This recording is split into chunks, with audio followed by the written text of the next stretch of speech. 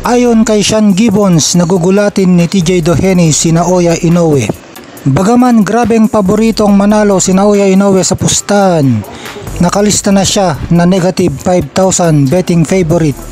Sinasabi pa rin ni Sean Gibbons na malaki ang tsansa ni TJ Doheny na gulatin si 4 Division World Champion Naoya Inoue. Ayon kay Sean Gibbons na sobrang deserving umano na kalaban si TJ Doheny para kay Naoya Inoue. Makasaysayan at marami umanong tagumpay si TJ Doheny sa Japan at tamang-tamang panahon umano na ngayon na sila ay magharap ng mas bata sa kanya ng 6 na taon na si Naoya Inoue. Tingin umano ni Gibbons na sasurpresahin ni TJ Doheny ang mga tao.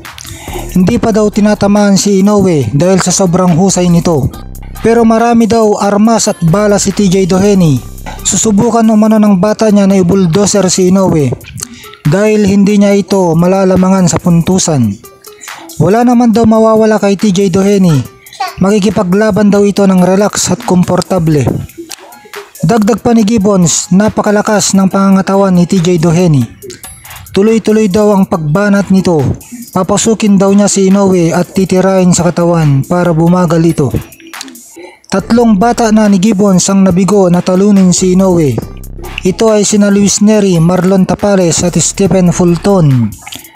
Kaya sabi ni Gibbons may isang shot pa siya para talunin si Inoue at ito nga ay sa bata niyang si TJ Doheny.